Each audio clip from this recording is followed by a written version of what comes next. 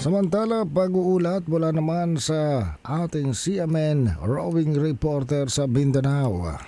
CNN Live Nationwide. Willie Boy Ramos, magandang araw sa iyo. Magandang araw din Ariel, magandang araw Pilipinas, ugmayong adlaw Mindanao.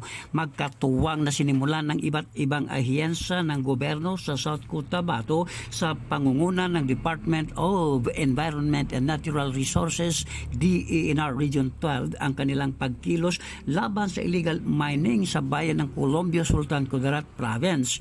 Sinabi ni DENR Region 12 Regional Executive Director na si Felix Alicer na mayroon silang nakumpiska sa kanilang initial na operasyon sa tulong ng Police Regional Office 12 na mga gamit sa pagmimina ng ginto sa sitio Datol Saob, Barangay Datal Blau, bayan ng Colombia, Sultan Kudarat.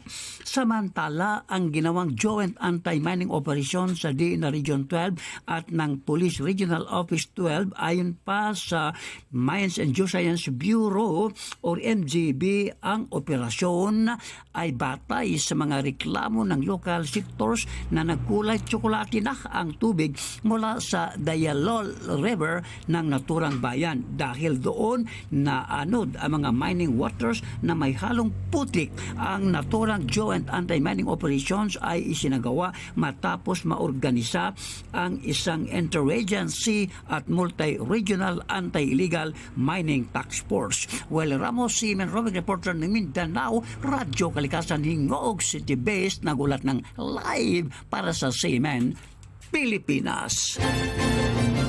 Maraming salamat, Willie Boy Ramos, ang ating CMN roving reporter sa Mindanao. CNN Live Nationwide.